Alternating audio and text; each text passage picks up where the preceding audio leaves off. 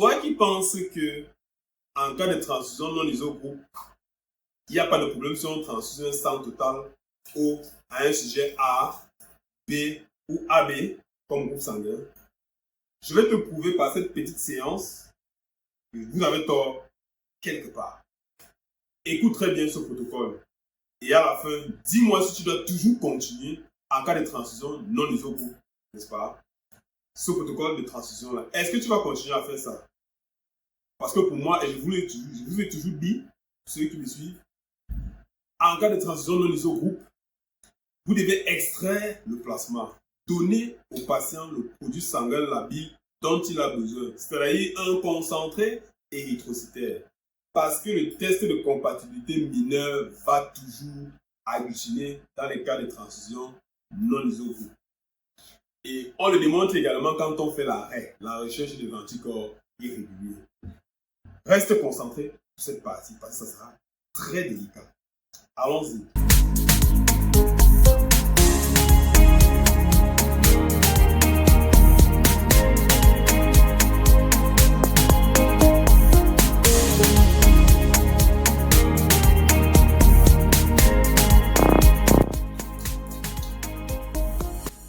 Salut à toi.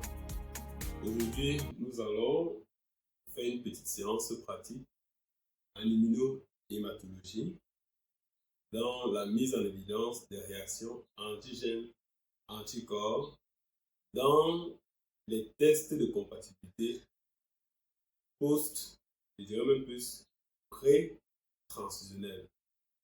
Il sera question dans cette petite séance de vous montrer ce qui se passe.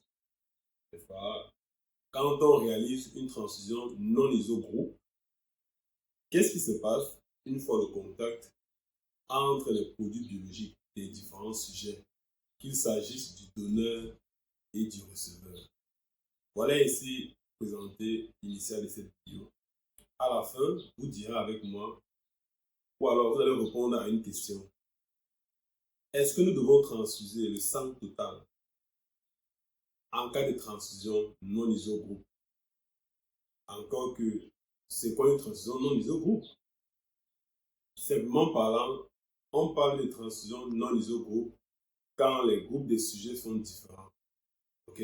Par exemple, une transfusion entre un sujet de groupe sanguin O avec un autre de groupe sanguin A. Vous voyez? O et A, B et O, AB et O, on parle de non-isogroupe. Mais retenons ici que le produit sanguin transfusé est un dérivé du sang. Ok? Maintenant, est-ce que nous devons toujours transfuser de façon systématique un sang total O à un sujet de groupe sanguin A, B, voire même AB, de façon systématique en contexte limité? Est-ce que ça peut avoir un impact? Est-ce que le sujet va se rétablir après la transfusion? Voilà, entre autres questions que vous devez être capable de répondre à l'issue de cette petite partie. Okay. Si c'est la première fois que tu pointes ici, je m'appelle Michael, je suis un passionné des sciences de la santé. Si ta santé te passionne, de façon générale, n'hésite pas à t'abonner, mets un pouce bleu afin que l'algorithme puisse transmettre cette vidéo à d'autres personnes comme toi qui sont passionnées par les sciences de la santé. Allons dans le vif du sujet. Pour ce faire, nous allons préparer 3 échantillons test. Nous avons ici un échantillon test d'un sujet de groupe sanguin A. Le second ici, c'est celui d'un sujet de groupe sanguin B. Et le dernier, c'est celui d'un groupe sanguin O. Ok. Voilà. Ce sont des échantillons biologiques. Ok. Ok. Ici, à titre de test. Donc, nous allons faire le test de compatibilité. Ici, en situation, n'est-ce pas, de transfusion non isogroupe. Nous allons considérer ce sang O comme le produit sanguin, n'est-ce pas, de la poche à transfuser. C'est ce sang O ici. Et enfin, les groupes sanguins A et B. Maintenant, nous avons vu dans une vidéo précédente que Dans les tests de compatibilité, nous avons deux profils. La compatibilité majeure et le mineur, encore appelé cross-match. Sauf que nous avons précisé dans cette série que en cas de transition non isogroupe, le test de compatibilité mineur, autant pour moi. Ici, mettant en évidence le plasma de la poche à transfuser avec les globules rouges du sujet qui va recevoir le sang. Nous avons dit que en cas de transition non isogroupe, il y aura agglutination de façon systématique. C'est ce que nous allons faire tout de suite. Donc, nous allons prendre les globules rouges du sujet A. Nous allons prendre les globules rouges du sujet A qu'on va mettre en évidence sur cette plaque avec le plasma de la poche de groupe sanguin O. Et on va voir ce qui va se passer. OK? Et on va faire de même pour le sujet de groupe sanguin B. Et on verra ce qui va se passer. Donc, allons-y un peu dans l'exercice pratique. Pas trop compliqué.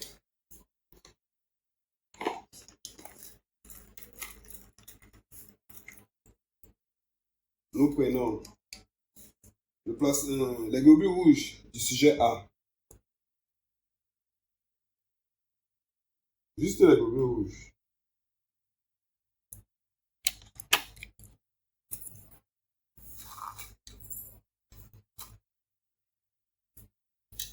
Pour que vous ne soyez pas trop gêné avec la notion de volume, je mets 20 micros, ok? 20 micros, globules rouges. 20 micros, globules rouges, ou alors 25. Et 50 micros, plasma. Ok? Mais pour faire même mieux, je vais faire une dilution au 1,5. Je prends la micropipette qu'il faut. Donc, on va mettre 25 microlitres, globules rouges, et 50 micros du plasma. On prend le globule rouge de la poche du sujet, autant pour moi, du groupe sanguin B.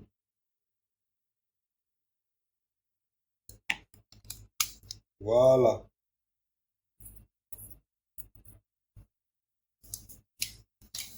Nous venons de dispenser sur notre microplaque les globules rouges du sujet de groupe sanguin A et les globules rouges du sujet de groupe sanguin B. Et avec ces deux profils, nous allons mettre en contact le plasma de la poche de groupe sanguin O à transfuser. Dans ce cas pratique, nous mettons ici en évidence le test de compatibilité mineur en cas de transfusion non isogroupe. Nous prenons maintenant 50 microlitres de plasma. Si vous voulez savoir pourquoi nous avons cette dilution, mettez en commentaire. Nous allons prendre 50 micros.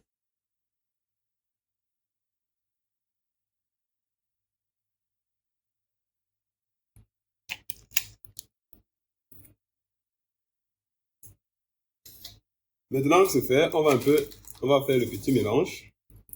Délicatement, hein, je vous ai dit. C'est la compatibilité mineure.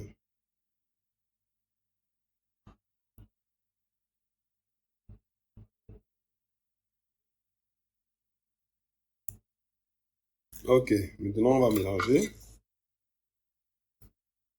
Et on va voir ce qui va se passer. On va mettre 2 minutes, c'est bon, pas plus. 2 minutes, ça va.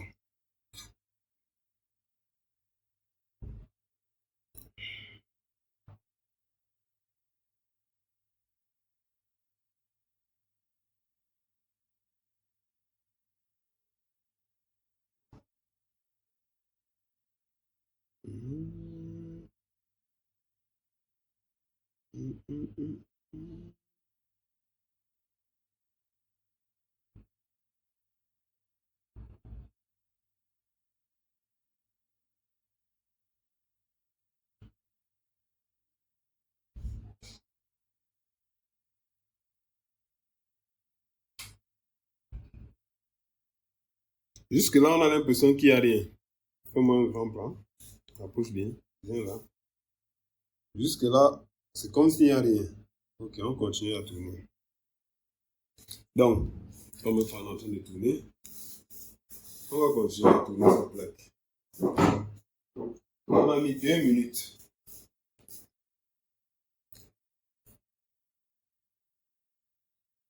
Voilà.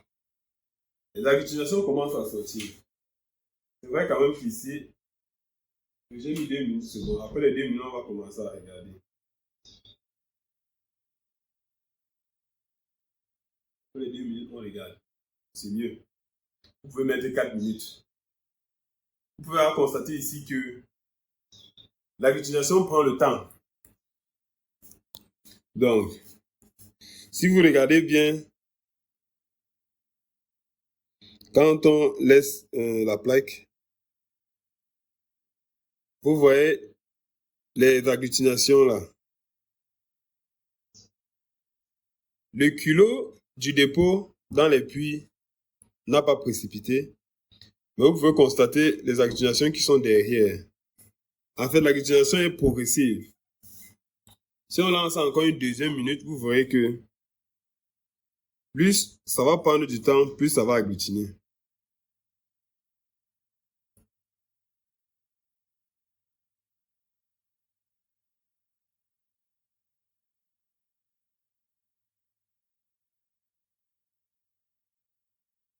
On peut déjà constater l'agglutination ici qui n'a rien à voir avec les halos. Mais dans l'intensité de la réaction peut varier selon les variabilités antigéniques. Mais on peut tout de suite constater ces fines agglutinations-là, à ne surtout pas négliger. C'est-à-dire que plus on met du temps, on est déjà à la 3e minute. Mais vous avez déjà constaté, même si le culot a l'air clair ici, ça va précipiter en haut. Et dépendamment, n'est-ce pas, des variations antigéniques, comme j'ai dit, la précipitation peut être plus intense. Voilà donc ça. Vous voyez donc que en cas de transition non isogroupe, le plasma O, le plasma de la poche O, contient des anticorps naturels humains, anti-A et anti-B. Vous comprenez ça? Ça veut dire quoi? Une fois en contact avec un sang de groupe sanguin A, ou alors, si on reste dans le système ABO et Rhésus, ce plasma en contact avec les hématies A, il va précipiter comme vous voyez sur la plaque. J'ai décidé de faire cette division-là. Un volume, n'est-ce pas, de globules rouges et 2 volumes de plasma pour contrôler l'effet de zone. Vous voyez. Maintenant, l'agglutination que vous voyez là, ne pensez pas que dans l'organisme, ça ne fait pas la même chose. C'est ce qui se passe dans l'organisme. Vous voyez donc quoi? En cas de transition non isogroupe, vous devez extraire le plasma. Il y a des profils où ça agglutine plus que ça. Il vous le dit, ça agglutine plus que ça. Essayez, vous allez voir. Ça, ce n'est qu'un cas de figure. Si vous voulez voir davantage de cas de figure, vous mettez en commentaire. Vous comprenez? Mais ce que je veux que vous compreniez ici pour les étudiants, c'est que le meilleur profil de transfusion, c'est de donner à chaque patient le produit sanguin labile dont il a besoin. Si le malade a besoin de plasma, donnez-lui le plasma. Si le malade a besoin des globules rouges, l'hémoglobine, n'est-ce pas? Donnez un concentré érythrocytaire. Et ainsi de suite. Si c'est le plasma, c'est tout. Un malade qui a besoin de plaquettes, par exemple, vous désirez donner le sang total. Quoi? Non, ce n'est pas nécessaire. En contexte limité, parfois on donne au-delà. On donne au-delà de ce dont le patient a besoin. Donc, maintenant, pour vous, Comment est-ce qu'on répond aux questions? En contexte limité, si vous avez à faire une transfusion non isogroupe, vous êtes en urgence, votre sujet à transfuser, le malade ou alors le receveur, il est de groupe sanguin A, et on va le transfuser. Vous avez une poche O au laboratoire, dans votre unité de transfusion sanguine. Allez-vous prendre cette poche O, donnée systématiquement pour une transfusion? Réponds en commentaire avant que je... Pour moi, c'est non. Ces fines agglutinations que vous voyez sur la plaque vont induire des CIVD, ce qu'on appelle, n'est-ce pas, des coagulations intravasculaires disséminées, de fines agglutinations qui vont induire la consommation des facteurs de la coagulation et bien évidemment provoquer la lyse d'une bonne partie des globules rouges qui auront été transfusés. Vous allez constater que chez ces sujets, 24 heures après ou 72 heures après, quand on va faire le contrôle du taux d'hémoglobine, si le patient avait 4 grammes, vous allez voir que s'il a trop augmenté, c'est maximum 0,6 grammes. Chez certains cas même, dépendamment de l'intensité de la réaction antigène-anticorps,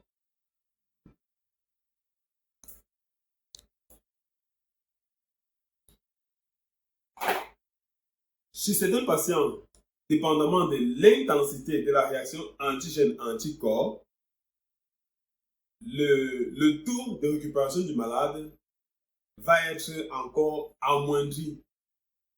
Donc, si on part dans l'élan où une poche nous apporte une moyenne de 1 gramme, en moins de 1 gramme, en non-isogroupe, vous donnez le sang total, il va avoir moins d'1 gramme.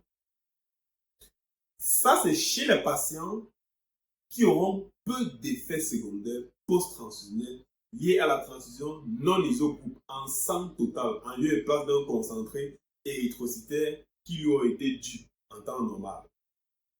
Chez certains cas, vous pouvez avoir des réactions post-transfusionnelles plus sévères, des frissons sévères, n'est-ce pas? Une décompensation sévère. Oui, parce que les fines agglutinations que vous voyez là, regardez, venez, ramenez. Vous voyez que avec le temps, l'intensité augmente. Vous voyez? Avec le temps, ça précipite.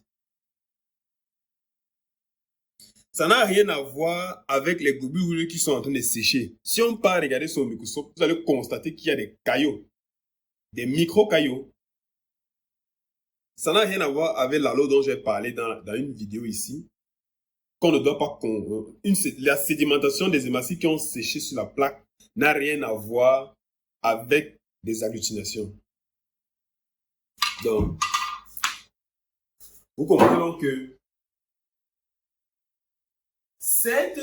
il existe des cas d'urgence où on a transfusé le sang total O à des sujets A. Ils ont toléré la transfusion, ça s'est bien passé. Mais alors, retenez également que un cas sur deux pourrait développer une hypersensibilité qui va présenter ici une réaction post-transfusionnelle. Je mets donc ici avec cette preuve pour tous ceux-là qui ont dit dans la précédente formation que ce que je dis est faux. Allez en description de cette vidéo, vous allez rejoindre notre forum. Et dans ce forum, vous allez voir les manuels de référence basés sur quoi nous donnons toutes ces recommandations. Nous ne créons pas. C'est ce qui est écrit que nous essayons d'appliquer et de standardiser selon notre plateau technique. Vous avez vu avec moi ces micros, n'est-ce pas? Ces micro-précipitations sur plaque. Dans l'organisme, c'est de la même manière que ça va se produire. En même temps qu'il y a transfusion, le corps, ces anticorps humains, conduits dans ce plasma-là, n'est-ce pas? Dépendamment de l'hématocrite de la poche, la quantité de plasma que vous allez administrer au malade, les effets post-transfusionnels ont évolué. Et dépendamment aussi de la sensibilité antigénique. Je vous dis bien, il y a des profils qui vont plus réagir. Si vous allez voir dans les manuels, vous parlez des antigènes. Si on reste dans l'antigène A, on a les types 1, les types 2, les types 3. Et dépendamment du type d'antigène, la réaction est intense sur la plaque. Vous pouvez le confirmer même quand vous faites le groupage sanguin. Si vous faites un groupage sanguin en tube, on ne pourra pas bien apprécier ça. Si on fait la pratique là tout de suite, ce n'est pas trop compliqué. Je vais faire ça vite fait. Je prends maintenant le plasma toujours.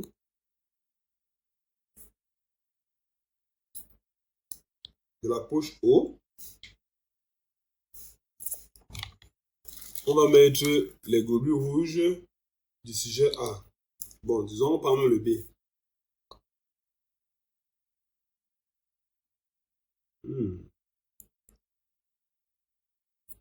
Attention.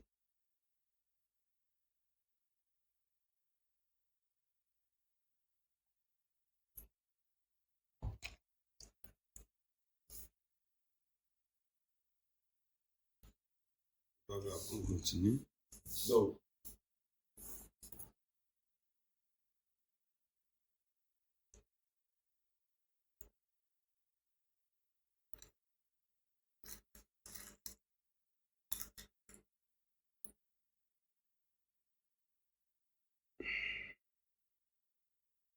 je mélange ça. Vous n'allez rien voir. Si vous faites votre test de compatibilité en faisant en tube, en fait, le test en tube, vous ne pourrez pas apprécier. Qu'importe la dilution, vous ne pouvez pas apprécier à l'œil nu. Vous ne pouvez pas. On ne peut pas facilement apprécier. Ça n'est pas évident. Il en va de même si vous faites, quand vous allez faire le cross-match du sujet. On prend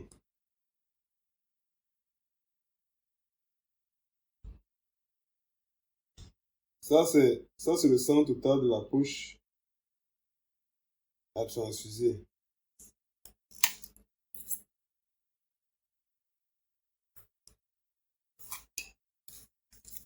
Sang total de la poche à transfuser. On va prendre également le sang total du sujet A.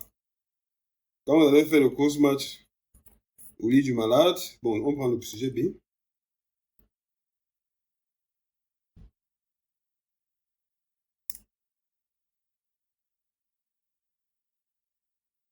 On prend également le sang total. On va mélanger. Et qu'il est.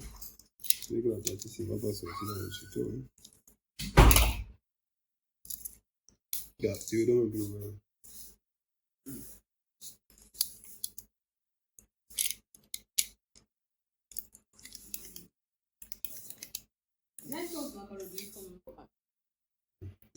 Vous allez mélanger.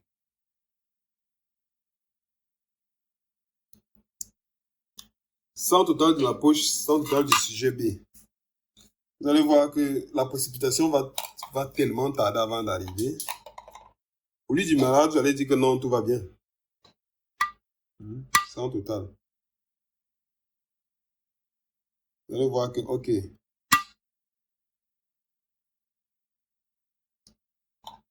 On est à 1 minute. Vous voyez qu'on ne voit rien. À 1 minute, on ne voit rien. Oh, regardez de l'autre côté. Vous voyez comment ça précipite. C'est ça qui va induire les CIVD. Je vais nettoyer de l'autre côté.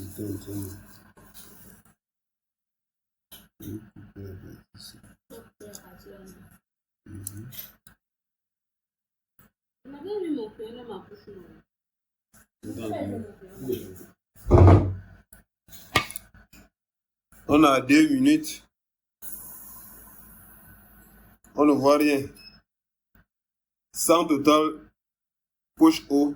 Sang total du sujet B. On peut dire que non, il n'y a rien. Or, à l'intérieur, il y a des fines accusations. Or, ici, où on a contrôlé les effets de dilution, on voit avec aisance les micro-cailloux. Donc, voilà donc ce que je voulais vous présenter. C'est ça que je tenais à vous présenter.